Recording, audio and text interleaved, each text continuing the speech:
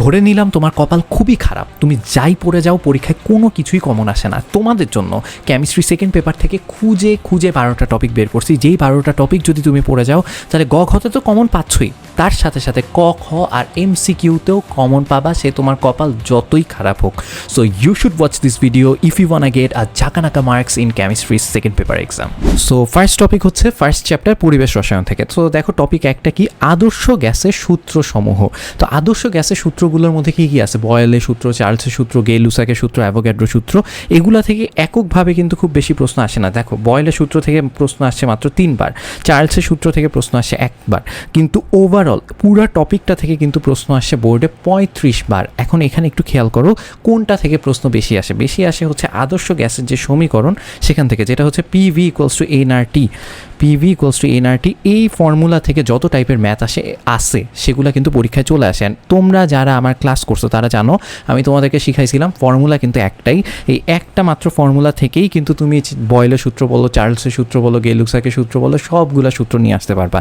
তো এই PV = nRT থেকে যা যা ম্যাথ আসছে, যত টাইপের ম্যাথ আসছে, যে গ্যাসের সিলিন্ডার ফেটে যাবে না গলে যাবে, বেলুন আকাশে উঠতে উঠতে কখন গিয়ে বেলুন ফেটে যাবে, এই টাইপের যত ম্যাথ আছে সবগুলো ম্যাথ একটু ভালোভাবে দেখে যেও, এটা পড়লে কিন্তু কমন পাওয়ার চান্স খুব বেশি।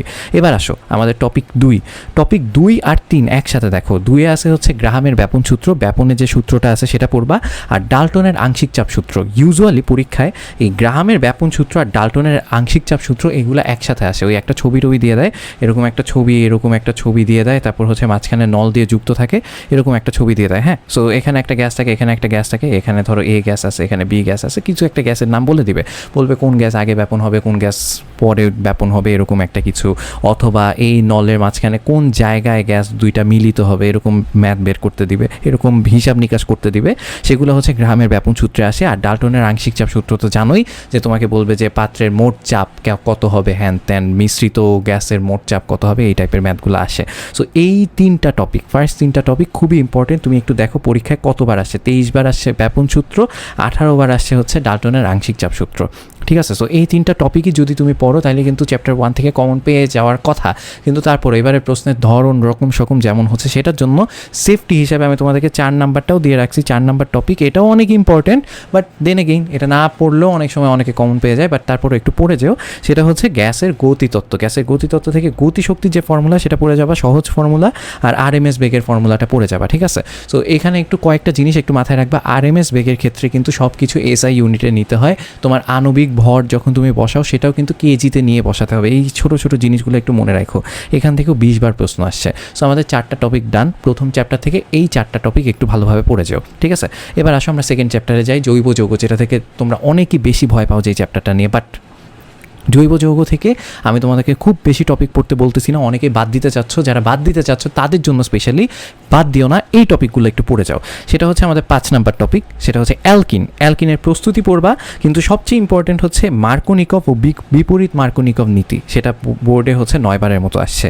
আর হচ্ছে ওজনীকরণ বিক্রিয়া, এটাও ইম্পর্টেন্ট, এটা 6 বারের মতো আসছে। আর শনাক্তকরণ খুব বেশিবার আসে না, এটা বাচ্চাদের আসে, তোমাদের আসার কথা না, কিন্তু এই অ্যালকিনটা ইম্পর্টেন্ট, 18 বার সব মিলায় অ্যালকিন থেকে বোর্ডে প্রশ্ন আসছে। ঠিক আছে, এবার আসো আমাদের 6 নাম্বার টপিক হচ্ছে অ্যালডিহাইড আর কিটোন।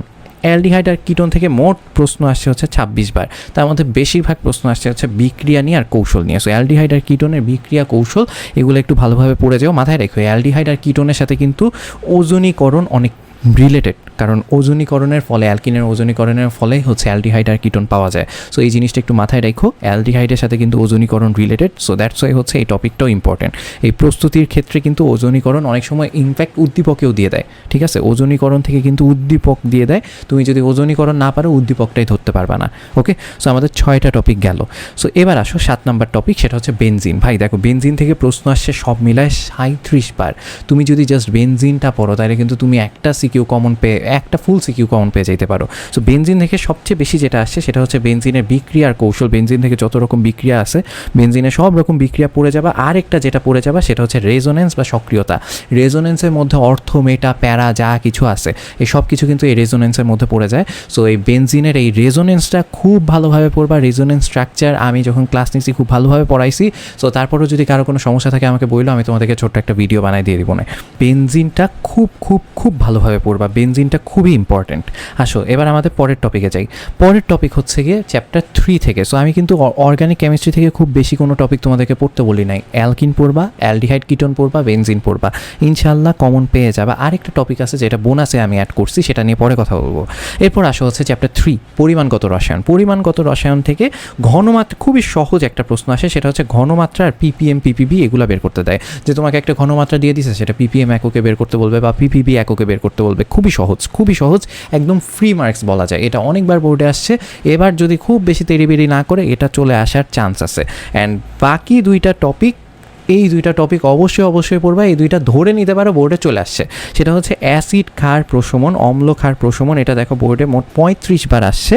আরেকটা যেটা, এটা তো কোনোভাবেই বাদ দেওয়া যাবে না, এই চ্যাপ্টারে কিছু না পড়লেও এটা পড়তে হবে, সেটা হচ্ছে আয়ন ইলেকট্রন পদ্ধতিতে যে জারণ বিজারণের যে সমতাকরণ, এটা পরীক্ষায় আসবে। বইয়ে বেশি কয়েকটা কিন্তু এক্সাম্পল নাই, পরীক্ষায় রেগুলার বেসিসে যে কয়েকটা আসছে বোর্ডে সেই কয়েকটাই একটু দেখে যাও, ঠিক আছে? এইখানে হচ্ছে গিয়ে প্রশ্ন যেমনই করুক, যেই সরকারেরই প্রশ্ন হোক, এখানে ঘুরানোর খুব বেশি সুযোগ নাই। এই একটা প্রশ্ন আসে, অ্যান্ড ওই প্রথমে গতে বলবে তোমাকে যা আয়ন ইলেকট্রন পদ্ধতিতে সমতা করো, অ্যান্ড ঘতে গিয়ে বলবে তোমাকে হচ্ছে গিয়ে ওখান থেকে একটা কোনো ম্যাথ করতে দিবে, ঠিক আছে? যে ওই একটা লোহার টুকরা দিয়ে দিছে কি সালফিউরিক অ্যাসিডের মধ্যে, তারপর সেটা হচ্ছে গিয়ে পটাশিয়াম পারম্যাঙ্গানেটের সাথে বিক্রিয়া করছে, সেটাকে তোমার হচ্ছে প্রশমিত করতে এতটুকু পটাশিয়াম পারম্যাঙ্গানেট আসে। এই টাইপের যে ম্যাথগুলো আছে, সেই টাইপের ম্যাথগুলো একটু করে যেও, খুবই ইম্পর্টেন্ট। তাইলে আমি তোমাকে যদি বলি এই তিনটা টপিক, যেই তিনটা টপিক হচ্ছে চ্যাপ্টার 3 থেকে আসছে, সেই তিনটা টপিকের মধ্যে আমি যদি বলি রাজা হচ্ছে গিয়ে আমাদের আয়ন ইলেকট্রন পদ্ধতিতে এই জারণ বিজারণ, সমতাকরণ আর সেখান থেকে যে ম্যাথ, সেগুলো নিয়ে মোট 54 বার প্রশ্ন আসছে, 54 বার। Can you imagine? বুঝতে পারছো? অনেকবার কিন্তু এখান থেকে প্রশ্ন আসছে। আসো এবার পরের দুইটা টপিক, আমাদের লাস্ট দুইটা টপিক, যেটা হচ্ছে চ্যাপ্টার 4 থেকে, সেটা হচ্ছে ফ্যারাডের সূত্র নিয়ে। এটা কিন্তু হচ্ছে ওই যে তড়িৎ রসায়ন থেকে ফ্যারাডের সূত্র সংক্রান্ত যত টাইপের ম্যাথ আছে সবগুলো ম্যাথ করে যাও, খুবই সহজ ম্যাথ, একদম লুথা ম্যাথ, সেই ম্যাথগুলো একটু করে যাও, একদম এগেইন ফ্রি মার্কস। আর আছে হচ্ছে ইএমএফ আর হচ্ছে বিক্রিয়া স্বতঃস্ফূর্ততা। ইএমএফ কি? তোমার হচ্ছে গিয়ে এই যে ই নট বের করতে হয় না, এই যে ই নট বের করো না, ই নট, এই ই নটটাই হচ্ছে, ই নটটা তোমার বের করতে বলতে পারে, ই নট বের করতে বলতে পারে। আর নার্নস্ট ইকুয়েশন দিয়ে তোমাকে হচ্ছে কোনো একটা ঘনমাত্রা দিয়ে দিবে, সেখান থেকে হচ্ছে বলবে এখন হচ্ছে গিয়ে তোমার ই কত, তোমার তড়িৎ বিভব কত, এরকম একটা ম্যাথ দিয়ে দিবে, ঠিক আছে? সো এই হচ্ছে গিয়ে এখান থেকে দেখো সব মিলায় আমাদের 64 বার প্রশ্ন আসে। চ্যাপ্টার 4 থেকে আর কিছু পড়ো না পড়ো, আর কিছুই পড়তে হবে না, জাস্ট ঘয়ের জন্য তোমার এই ফ্যারাডের সূত্র থেকে যেগুলো ম্যাথ আসছে সেগুলো পড়ে যাবা। আর হচ্ছে ইএমএফ সংক্রান্ত যে ম্যাথগুলো আছে, আরেকটা জিনিস আছে যে কোন পাত্রে রাখা যাবে কোন পাত্রে রাখা যাবে না, এই টাইপের যে ম্যাথগুলো আছে না, বিক্রিয়া যদি স্বতঃস্ফূর্তভাবে হয় তাহলে ওই পাত্রে রাখা যাবে না, আর বিক্রিয়া যদি স্বতঃস্ফূর্তভাবে না হয় তাহলে ওই পাত্রে রাখা যাবে, এই ম্যাথগুলো করবা। এটা দেখো 29 বার আসছে, এটাই কিন্তু অনেক বেশি বার আসছে, ঠিক আছে? সো এই জিনিসগুলো একটু মাথায় রেখো। এই চ্যাপ্টার থেকে জাস্ট এই দুইটা টপিক পড়ে যাবে, এখান থেকে তুমি একটা সিকিউ ফর শিওর কমন পেয়ে গেছো, ধরে নাও তোমার কমন চলে আসছে একটা, ঠিক আছে? তারপর তুমি এখানে জারণ বিজারণ পড়ে যাও, তুমি একটা টপিক কমন পেয়ে গেছো। তারপর হচ্ছে এখান থেকে বেনজিন পড়ে যাও, আরেকটা সিকিউ কমন পেয়ে গেছো। তিনটা সিকিউ আমি তোমাকে কমন বলে দিলাম। আর হচ্ছে গিয়ে চ্যাপ্টার 1 থেকে ডাল্টনের আংশিক চাপ সূত্র আর ব্যাপন থেকে একটা সিকিউ ধরো কমন চলে আসছে, 4টা সিকিউ হয়ে গেছে। এবার ভাই মানে একদম ফর শিওর এগুলো থেকে সিকিউ আসতেছেই। এবার আসো তোমাদেরকে আরও কয়েকটা জিনিস বলি। বোনাস 3টা টপিক দিয়ে রাখছি, এই 3টা যদি একটু পড়ো, খুবই সহজ টপিক, একই টাইপের প্রশ্ন আসে, এখান থেকে ঘুরায় পেঁচায় আসার সুযোগ কম, এরকম কখনোই হয় নাই। তারপরও যদি কপাল খুব খারাপ হয় তাহলে কী হবে জানি না, বাট আসার সুযোগ কম। সো এই 3টা টপিক একটু দেখে নাও। সেই 3টা টপিক হচ্ছে আদর্শ আচরণ থেকে বাস্তব গ্যাসের যে বিচ্যুতি। এখানে তোমাকে হচ্ছে কি একটা গ্রাফ দিয়ে দেয়, বুঝছো? এখানে ইউজুয়ালি প্রশ্নটা যেভাবে হয়, একটা গ্রাফ দিয়ে দেয়, এখানে থাকে হচ্ছে পিভি, এখানে থাকে হচ্ছে পি, ঠিক আছে? এটা হচ্ছে আমাদের আদর্শ গ্যাসের লাইন, এখান থেকে হচ্ছে গিয়ে আমাদের কতগুলা গ্যাস আছে যেগুলো বিচ্যুতি হয়, এরকম লাইন দেখা যায়, কোনো গ্যাস উপরে উঠে যায়, অ্যামাগা বক্র যেটা। সো এখান থেকে প্রশ্ন আসে যে এরকম ঘটনা ঘটার কারণ কি? ধরো এটা দিয়ে দিছে যে কার্বন ডাইঅক্সাইড এরকম সোজা না গিয়ে, আদর্শ গ্যাস এরকম সোজা যাওয়ার কথা ছিল, কিন্তু কার্বন ডাইঅক্সাইড এরকম বাইকে গেল কেন, নিচে নামে আবার উপরে উঠলো কেন, এটাই তোমার ব্যাখ্যা করতে হবে, ঠিক আছে? এই সহজ, খুবই সহজ। এই ভ্যান ডার ওয়ালসের সূত্র দিয়ে তুমি যদি লিখতে চাও লিখতে পারো, অথবা তুমি যদি জাস্ট ব্যাখ্যা করে দিয়ে আসতে চাও ব্যাখ্যা করে দিয়ে আসতে পারো। এই একটা জিনিস, এইটাই প্রশ্নে আসে।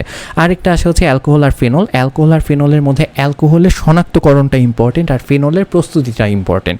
এই দুইটা জিনিস একটু ভালোভাবে দেখে যাবে। অ্যালকোহল 1 ডিগ্রি 2 ডিগ্রি আর 3 ডিগ্রি অ্যালকোহলের যে শনাক্তকরণ আছে এটা একটু দেখে যাও। অ্যান্ড লাস্ট ওয়ান যেটা চ্যাপ্টার 3 থেকে আসে সেটা হচ্ছে নির্দেশক আর টাইট্রেশন। মানে টাইট্রেশনের মধ্যে কোন নির্দেশকটা ইউজ করবা। সো তোমার হচ্ছে গিয়ে 4 রকম মানে নির্দেশকের গ্রাফ আছে। সো তুমি হচ্ছে গিয়ে সেই গ্রাফটা একটু ভালোভাবে দেখে যাও যে হচ্ছে গিয়ে কোন টাইট্রেশনে কোন নির্দেশক ইউজ করা যায়। যে শক্তিশালী অ্যাসিডের সাথে যখন শক্তিশালী ক্ষার বিক্রিয়া করে তখন যে কোনো নির্দেশক ইউজ করা যায়, এটা থেকে প্রশ্ন আসবে না। দুর্বল অ্যাসিডের সাথে যদি শক্তিশালী ক্ষার বিক্রিয়া করে টাইট্রেশন করা হয় তখন কোন নির্দেশক ব্যবহার করবা, আর দুর্বল ক্ষারের সাথে শক্তিশালী অ্যাসিড যদি বিক্রিয়া করে তাহলে কোন নির্দেশক ব্যবহার করবা, এটা জাস্ট মাথায় রাখো। এই দুইটা জিনিস একটু শিখে যাও। আরেকটা যেটা আছে দুর্বল অ্যাসিড দুর্বল ক্ষার, এখানে কোনো নির্দেশক ব্যবহার করে কোনো লাভ নাই, কারণ এখানে হচ্ছে গিয়ে নির্দেশক দিয়ে কাজ হয় না, ঠিক আছে? সেটা হচ্ছে তুমি গ্রাফ দেখলেই বুঝতে পারবা। এখানে কোনো প্রশমন এরিয়া নাই, প্রশমন অঞ্চল নাই, দ্যাটস ওয়াই হচ্ছে এখানে কাজ করে না। সো এটা মাথায় রাখবা যে শক্তিশালী অ্যাসিড শক্তিশালী ক্ষারে তোমার সব নির্দেশক ইউজ করা যায়, দুর্বল অ্যাসিড দুর্বল ক্ষারে কোনো নির্দেশক ইউজ করা যায় না। আর ওই বাকি যে দুইটা আছে ওই দুইটায় কোন নির্দেশক ইউজ করা যায় এগুলো একটু শিখে যাবা। সো এই হচ্ছে গিয়ে 12টা টপিক। এই 12টা টপিক যদি তুমি ভালোভাবে পড়ো তাইলে মনে করো তুমি পরীক্ষায় 80% সিকিউ কমন পেয়ে গেছো। এই 12টার সাথে এই 3টা বোনাস টপিক যদি পড়ে ফেলো তাহলে মোটামুটি তোমার 90% সিকিউ কম পেয়ে যাওয়ার কথা। আরেকটা আছে অর্থনৈতিক রসায়ন, সেখান থেকে আমি কোনো সিকিউ দিলাম না, কারণ আমি তোমাদেরকে সাজেস্ট করব খুব প্যারায় না পড়লে, খুব প্যাচে না পড়ে গেলে অর্থনৈতিক রসায়ন থেকে সিকিউ অ্যান্সার করো না, ঠিক আছে? এতটুকু তোমাদের কাছে রিকোয়েস্ট থাকবে, কারণ ওখান থেকে মার্কস তোলা একটু টাফ হয়ে যেতে পারে। সো এইটুকুই তোমাদের জন্য সাজেশন। সবাই ভালোভাবে পরীক্ষা দিও। তোমাদের যদি কারো কোথাও কোনো টপিক নিয়ে হেল্প লাগে আমাকে একটু বইলো, আমি চেষ্টা করব যতটুকু সম্ভব, যতটুকু আমার সামর্থ্য আছে তোমাদেরকে হেল্প করার। সো সবাই ভালো থেকো, সুস্থ থেকো, ভালোভাবে পরীক্ষা দিও। আল্লাহ হাফেজ।